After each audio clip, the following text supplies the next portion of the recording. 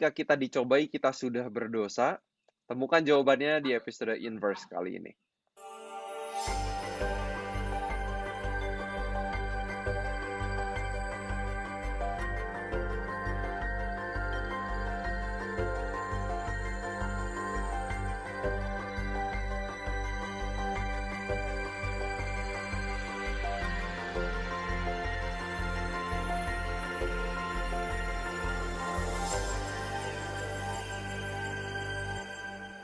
Selamat datang teman-teman ke Inverse Bible Study di mana kita akan belajar Alkitab secara mendalam dan kita sudah ada di Bible Study Guide kita yang kedua yang bertemakan surat Yakobus. Semoga teman-teman yang sudah mendengarkan episode pertama sudah terberkati, sudah mempelajarinya sendiri dan sekarang mengikuti pelajaran yang kedua, kita masuk ke pelajaran yang berjudul Semuanya Bukan Seperti Yang Terlihat. Untuk teman-teman yang lagi nonton, sekali lagi mengingatkan teman-teman bisa download PDF pelajarannya, Bible Study Guide-nya di Instagram kami @inverse_id dan juga bisa download di deskripsi video ya di bawah video ini ya. Dan kita akan diskusi pelajarannya, tapi akan ada pengalaman yang berbeda juga ketika teman-teman mempelajarinya sendiri dan berdiskusi dengan teman-teman di sekitar kalian. Hari ini di sini bersama dengan kami semua sudah ada Pendeta Jimmy, ada Kak Ellen, ada Kak Lydia. Halo semuanya. Halo. Halo, Terima Kak kasih Willy. banyak sudah hadir dan sangat senang bisa berdiskusi bersama. Dan untuk doa buka, saya boleh minta Kak Lydia pimpin kita. Kita berdoa. Terima kasih Tuhan atas kebaikan-Mu hingga pada saat ini. Kami akan belajar tentang buku Yakobus. Biarlah kiranya apa yang akan kami bagikan dapat menjadi kemuliaan dan berkat bagi sesama kami. Ampuni dosa kami, dalam nama Yesus kami sudah berdoa. Amin. Amin. Baik, pelajaran kita hari ini adalah dari Yakobus 1 ayat 9 sampai 18. Boleh saya minta Kak Ellen untuk baca ayat 9 sampai 11, lalu Pendeta Jimmy ayat 12 sampai 15, lalu ayat 16 sampai 18 oleh Kak Lydia. Yakobus 1 ayat 9, keadaan rendah dan keadaan kaya. Baiklah saudara yang berada dalam keadaan yang rendah, bermegah karena kedudukannya yang tinggi. Dan orang kaya karena kedudukannya yang rendah, sebab ia akan lenyap seperti bunga rumput. Karena matahari terbit dengan panasnya yang terik dan melayukan rumput itu, sehingga gugurlah bunganya dan hilanglah semaraknya. Demikian juga lah halnya dengan orang kaya, di tengah-tengah segala usahanya ia akan lenyap. Ayat 12, berbahagialah orang yang bertahan dalam pencobaan, sebab apabila ia sudah tahan uji, ia akan menerima mahkota kehidupan yang dijanjikan Allah kepada barang siapa yang mengasihi Dia. 13, apabila seorang dicobai, janganlah ia berkata, pencobaan ini datang dari Allah, sebab Allah tidak dapat dicobai oleh yang jahat, dan ia sendiri tidak mencobai siapapun. Ayat yang ke-14, tetapi tiap-tiap orang dicobai oleh keinginannya sendiri, karena ia diseret dan dipikat olehnya. Ayat yang ke-15, dan apabila keinginan itu telah dibuahi, ia melahirkan dosa, dan apabila dosa itu sudah matang, ia melahirkan maut. 16, saudara-saudara yang kukasihi, janganlah sesat. Setiap pemberian yang baik dan setiap anugerah yang sempurna datangnya dari atas, diturunkan dari Bapa segala terang, padanya tidak ada perubahan atau bayangan karena pertukaran. Atas kehendaknya sendiri, ia telah menjadikan kita oleh firman kebenaran, supaya kita pada tingkat yang tertentu menjadi anak sulung di antara semua ciptaannya. Amin. Amin. Baik. Nah, kita sekarang langsung akan mau coba berdiskusi ini ya. Kalau kita lihat dari Yakobus 1 sejauh ini, dari ayat 1 sampai 18, tadi kita baca mulai dari ayat 9. Kok tiba-tiba ini Yakobus nih tiba-tiba menulis mengenai orang kaya dan miskin gitu. Kira-kira ada pemikiran nggak ya? Kayak sebelumnya kan ini ngomongin soal berbahagialah kalau jatuh di dalam pencobaan. Bagi yang kurang hikmat, mintalah hikmat dengan iman yang teguh. Tapi sekarang tiba-tiba kok ngomongin soal orang yang rendah dengan orang yang kaya. Dari Pendeta Jimmy, mungkin ada pemikiran Pak Pendeta? Baik, ya. Jadi di sini ada dua tipe orang ya. Ada yang kaya dan ada yang miskin. Ya, di mana ada yang, kalau kita baca ayat 9 tadi, baiklah saudara yang berada dalam keadaan yang rendah bermegah karena kedudukannya yang tinggi, dan orang kaya karena kedudukannya yang rendah, sebab ia akan lenyap seperti bunga rumput. Jadi ada dua tipe ya, di mana orang yang keadaan rendah ya, keadaan rendah bermegah karena kedudukannya yang tinggi, tapi kemudian kedudukan yang rendah akan dilenyapkan katanya tadi ya. Nah, ada orang-orang yang merasa dirinya kaya, tetapi sesungguhnya dia direndahkan oleh Tuhan. Ya, oleh karena apa? Ada kesombongan yang menjadi bagian dari orang itu. Tapi sebaliknya ada orang-orang yang kaya, memiliki segala harta benda, tapi dia tetap rendah hati.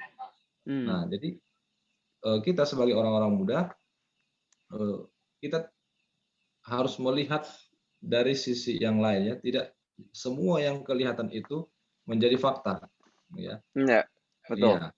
Ya, yang kita lihat itu bisa tidak seperti itu. Ya, dia contohnya miskin, tidak mempunyai barang apa yang kita lihat secara nyata, ya tidak ada cincin, tidak ada gelang, bukan berarti dia miskin, ya kan? Bisa saja dia simpan di rumah, ya. Nah, tetapi dalam hal ini, ya miskin apa yang dimaksudkan adalah miskin karena dia benar-benar adalah orang yang sederhana, yang tidak memiliki apa-apa, tapi dia berharga di mata Tuhan. Amin. Ya.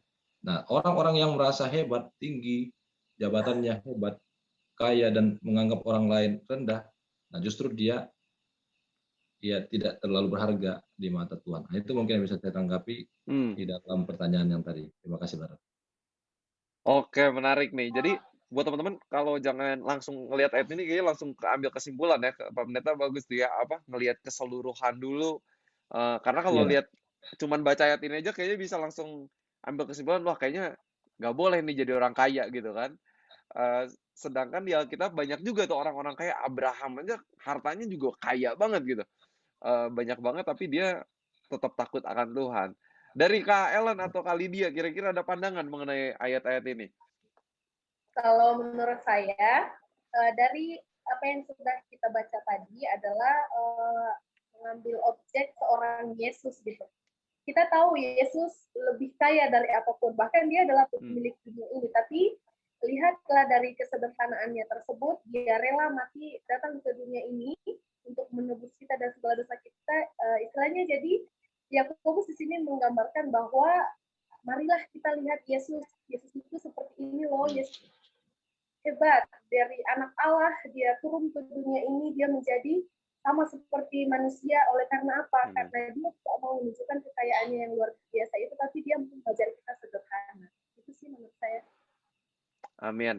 Walaupun kalau dilihat Yesus mengambil rupa manusia, lahir di keluarga yang miskin gitu kan, tapi justru dia ditinggikan. Dan ini kayaknya konsep surga yang seringkali bertentangan dengan pemikiran manusia ya. Sering sekali. Dari kali dia ada pandangan. Iya, jadi kalau dari saya sih konsep bermegah ini sebenarnya datang dari manusia ya.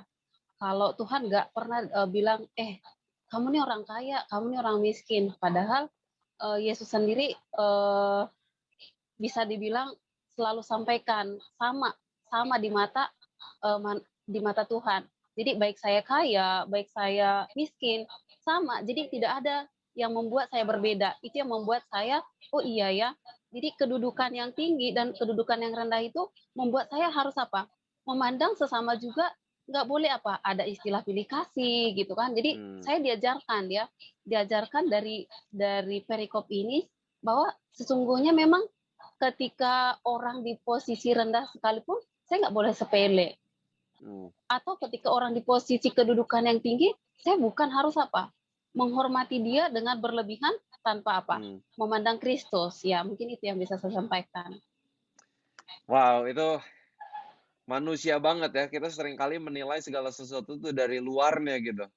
Iya. Sedangkan kalau kita lihat ayat ini kan Tuhan menilainya dari dalam nih. Kelihatannya ya. Dari Ya, kira-kira pengen mungkin saya mau pendeta, tambahkan, Brother silakan. Eli. Kalau kita lihat di ayat 10 tadi, coba kita kembali ke ayat, dan orang kaya karena kedudukannya yang rendah, sebab ia akan lenyap seperti bunga rumput. Jadi kita lihat orang kaya, tapi justru kedudukannya jadi apa katanya? Rendah, ya. Sebab ia akan lenyap seperti bunga rumput. Jadi sebenarnya kekayaan di dunia ini, apalagi orang yang merasa hebat ketika dia kaya, ya merasa memiliki kekuasaan, akan lenyap juga seperti rumput, seperti bunga, ya. Apalah gunanya bunga kalau sudah dipetik akan layu. Itu ayat 11 kan. Bunga itu akan terlihat dia bagus kalau dia tetap di tangkainya. Tapi kalau dia sudah dipetik, dia tidak akan bertahan lama untuk dia dapat menjadi mekar, tapi dia akan layu dan mati. Terima kasih, itu mungkin sebagai tambahan sedikit. Betul, itu mengingatkan saya ketika Yesus berkata, apalah artinya mendapatkan dunia ini tapi kalau kehilangan nyawanya sendiri gitu kan, keselamatannya. Dan ini mungkin buat teman-teman anak muda yang lagi mempelajari ini, semoga kitab Yakobus mengingatkan kita akan hal ini ya. Mungkin kita lagi muda, lagi semangat-semangatnya cari uang gitu ya. Enggak ada salahnya, tapi ketika kita menjadikan itu prioritas, ketika itu cinta akan uang malah justru menjauhkan kita dari Tuhan, menjauhkan kita dari iman, ini yang berbahaya nih. Oke, kita sekarang pengen mulai diskusi ke ayat 12. Ini kita ayat 12 sampai 18 kayaknya fokusnya mengenai pencobaan, ya, mengenai dosa. Ada observasi yang menarik nggak dari ayat 12 sampai 18? Kayaknya, kok menarik sih ditulisnya seperti ini? Mungkin ibu-ibu, para wanita bisa lebih mengerti juga nih. Kira-kira gimana nih? Ya, jadi kalau berbicara tentang pencobaan, ya kalau ditanya siapa sih yang senang dicobai, pasti nggak ada ya. Ya, tapi kalau dilihat di sini adalah dikatakan berbahagia. Berbahagia orang yang bertahan dalam pencobaan. Itu artinya saya sebagai orang muda harus apa? Harus memiliki pengharapan itu. Iya ya, berarti masalah datang pun saya harus berbahagia. Kenapa? Karena memang Tuhan sudah sampaikan ya, harus berbahagia. Jadi bukan justru menyalahkan keadaan atau menyalahkan kondisi atau bahkan menyalahkan kadang-kadang nih saya sebagai orang muda, kenapa saya coba dilahirkan miskin atau kenapa saya dilahirkan seperti ini. Tapi justru oh ya, Tuhan, terima kasih untuk pencobaan yang menguatkan saya dan lebih mengenal Tuhan. Mungkin itu yang bisa saya sampaikan. Amin, amin. Kailen, ini ada observasi. Kalau dari saya sendiri, kayak dibilang di situ pencobaan, sama seperti yang dibilang oleh Kak Lydia, disuruh berbahagia. Contohnya seperti saya sendiri. Saya kehilangan ayah saya ketika saya belum bisa memberikan apa-apa. Tapi di Alkitab berbahagia. Bagaimana saya berbahagia, sedangkan dalam hati paling dalam saya sedang berduka cita karena kehilangan, gitu kan? Nah, tapi kita kembali melihat kepada Yesus. Bagaimana Yesus ketika dia dihina, dia dicaci, bahkan diludahi, bahkan dicambuk sekalipun, satu kali pun dia tidak ada berkata bahwa dia berduka cita atas apa yang dia alami tersebut. Malah di balik semua yang sudah Tuhan lakukan tersebut, membuat kita menerima keselamatan yang kekal. Itu sih menurut saya. Oke, ini menarik ya, karena kayaknya ada beberapa tempat di Alkitab ketika menggunakan kata bertahan. Gitu kan, Yesus di Matius 24 juga bertahan sampai kesudahannya. Baru kerajaan surga akan dekat. Jadi kayaknya kehidupan kekristenan ini banyak soal bertahan ya. Bukan hanya soal ketika seseorang awal perjalanannya bersama Yesus, tapi bagaimana dia terus bertahan dan berjalan bersama Yesus. Oke, sebelum kita diskusi lebih lanjut dari ayat 13 sampai 18, kita akan break terlebih dahulu.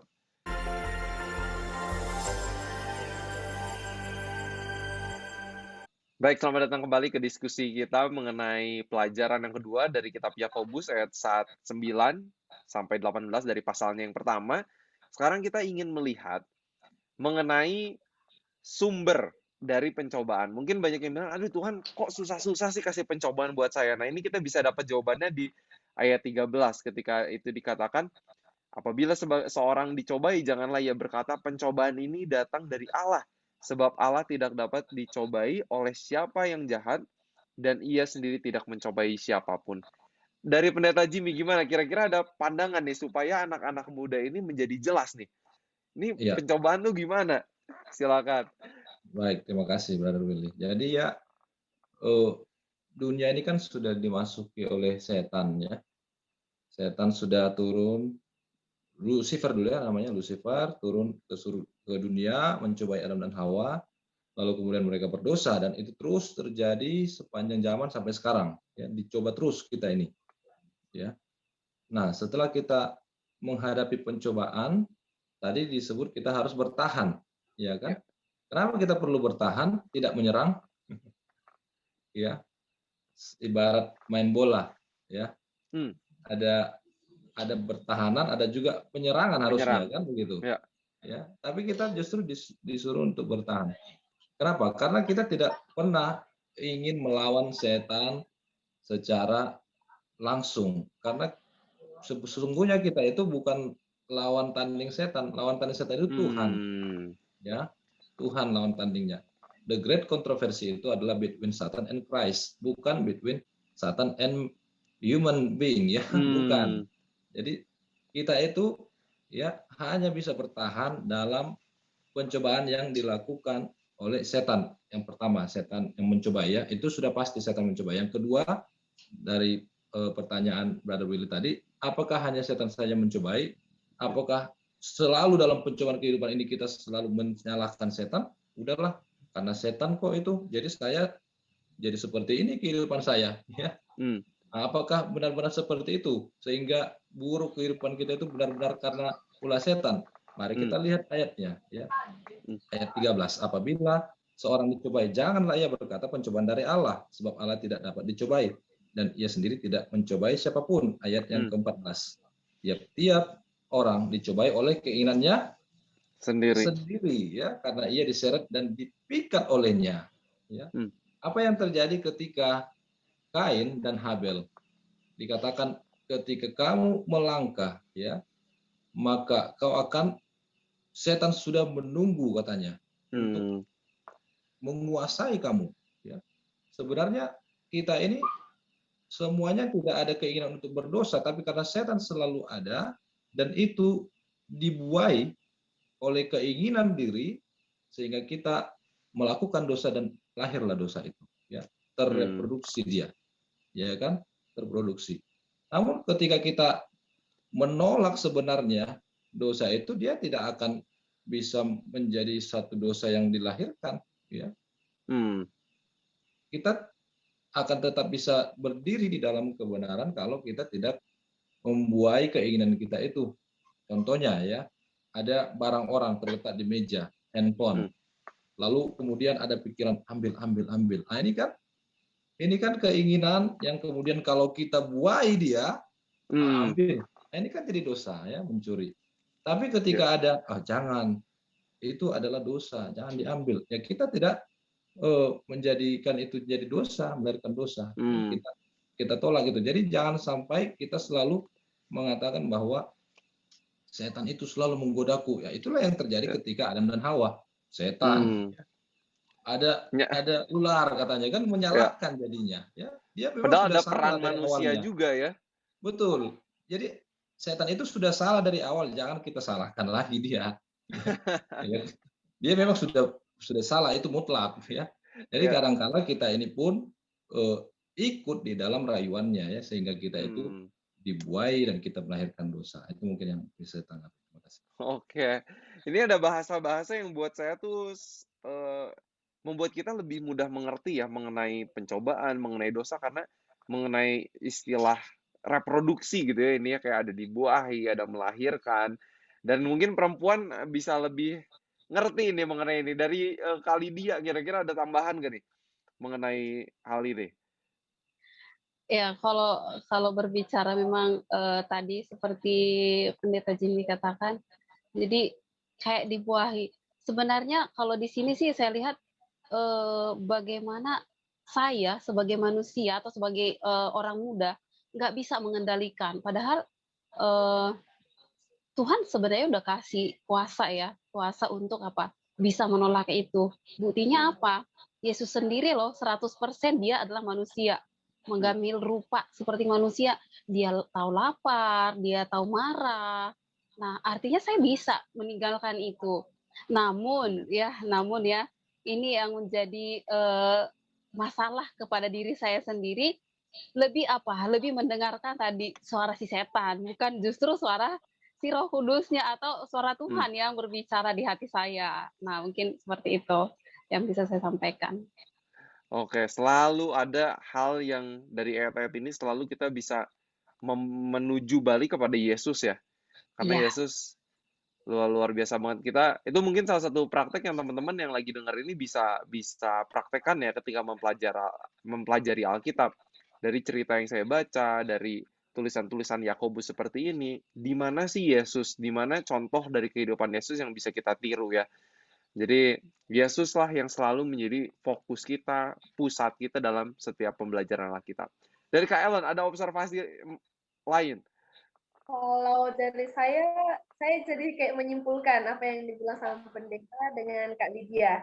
Dimana kalau misalnya ada keinginan hati, kemudian keinginan hati itu kita ikut, maka itu yang membuat kita berdosa.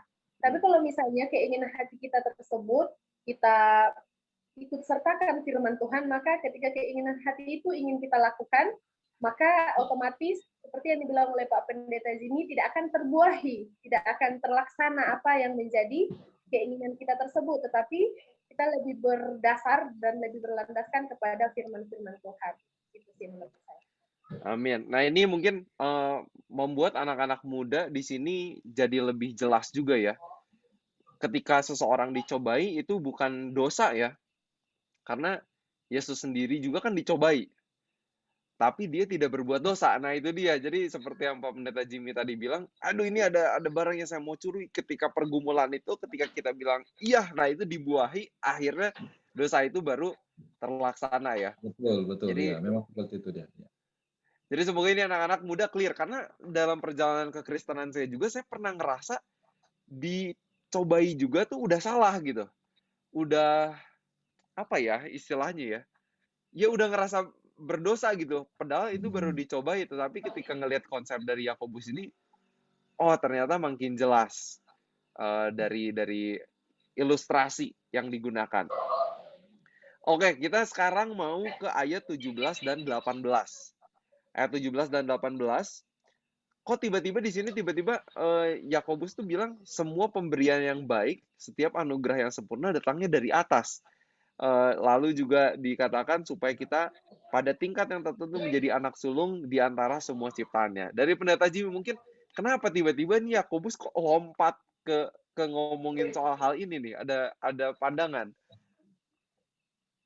Oke ya. Jadi ini Yakobus mau menggiring si pembaca atau dalam hal ini orang-orang yang di perantauan ya. Kalau kita baca Yakobus 1 ayat 1 ditulis untuk orang-orang yang di perantauan ya. Nah, kepada kita anggap juga lah kita merantau di dunia ini ya.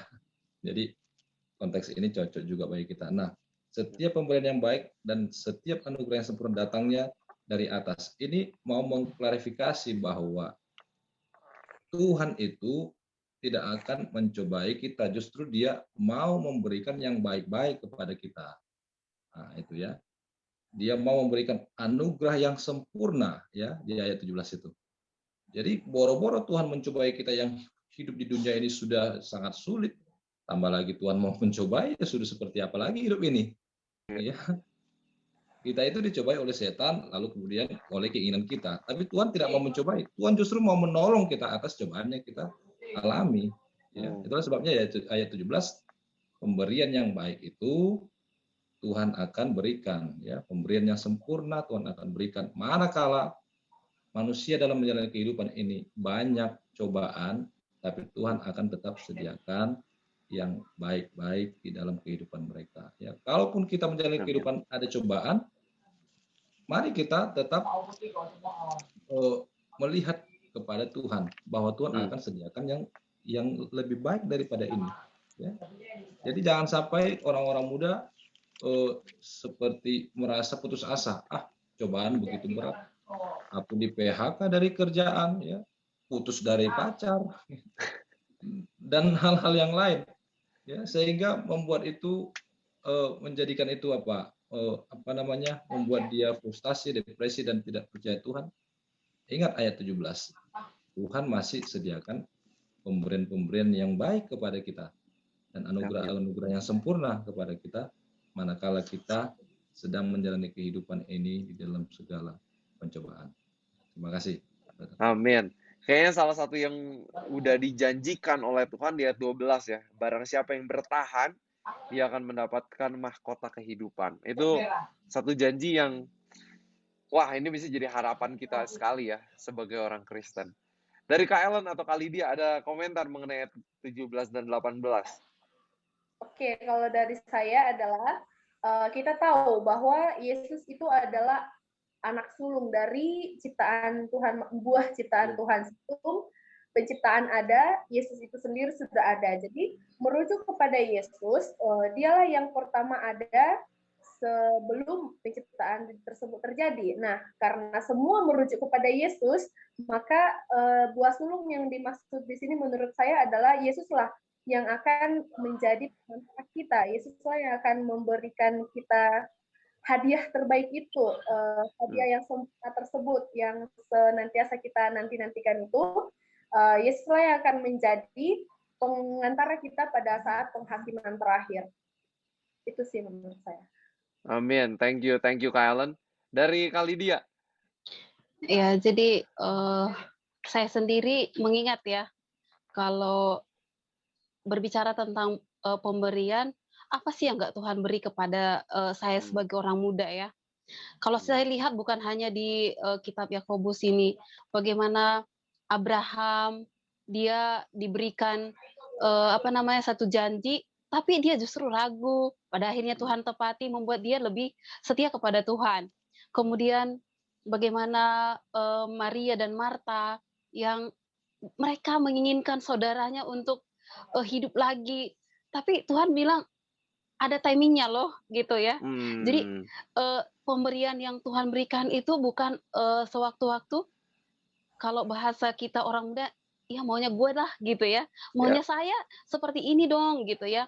Tapi Tuhan bilang, aku mau kepercayaanmu kepada saya gitu, kepercayaan saya kepada Tuhan.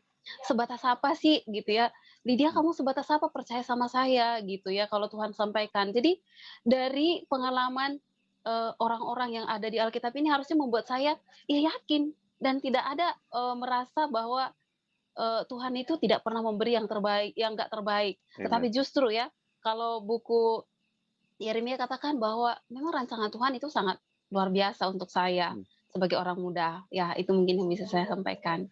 Ya. Amin. 9 ayat 11 ya. Iya, Yeremia 29 ayat 11. Itu jadi ayat yang perlu kita hafalkan tuh ya. Jadi puji Tuhan atas diskusi pelajaran kita kali ini. Kita sangat senang kita. Sebentar, saya mau menanggapi mungkin sedikit. Jadi kalau kita lihat kembali ayat 17 tadi ya, setiap pemberian yang baik datangnya dari atas, dari Tuhan maksudnya ya. Sebagai orang-orang yang memiliki iman kepada Tuhan, iman kita harus di level advance ya. Yang baik itu tidak semua yang baik itu adalah hal-hal yang menyedihkan, ya. Maksudnya hal-hal yang menyenangkan, ya. Hal-hal yang menyedihkan itu pun bisa baik. Amin. Contoh, Tuhan izinkan Ayub menderita. Baik enggak bagi Ayub? Baik itu bagi Ayub.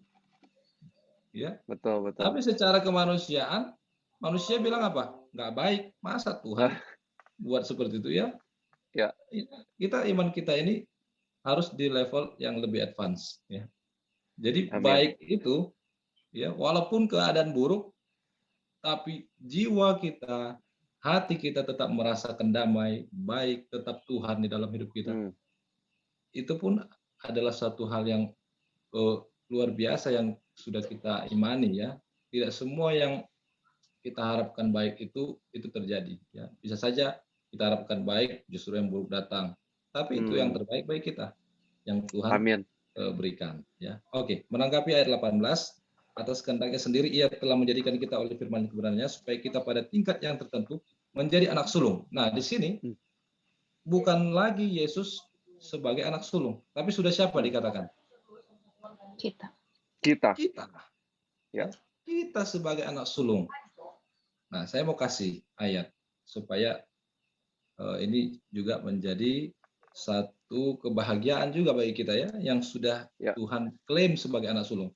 Mari kita buka Ibrani 12 ayat 23. Ibrani 12 ayat 23, siapa yang bisa baca? Yang duluan dapat silakan. Ibrani 12 ayat 23, dan kepada jemaat anak-anak sulung yang namanya terdaftar di sorga, dan kepada Allah yang menghakimi semua orang, dan kepada roh-roh orang-orang benar yang telah menjadi sempurna. Amin. Dengan ayat ini? Amin. Amin ya. Anak-anak sulung yang ada di dalam jemaat, yang namanya bukan saja terdaftar di dalam keanggotaan jemaat, tapi juga terdaftar di mana katanya? Di surga. Sorga. Ya. Amin. Jadi anak sulung itu bukan hanya Yesus, tapi kita juga yang sudah pasti Tuhan tulis di surga. Biarlah itu tidak dihapus lagi, tapi tetap berada di sana sampai Tuhan datang. Terima kasih. Amin. Wow. Ini luar biasa, banyak sekali pelajaran yang kita dapatkan dari diskusi kita malam hari ini.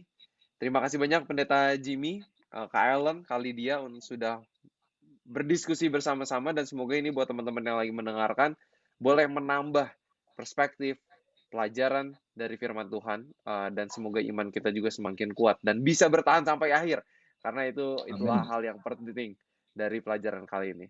Baik, untuk menutup pelajaran kali ini boleh kita minta Pendeta Jimmy pimpin kita dalam doa tutup.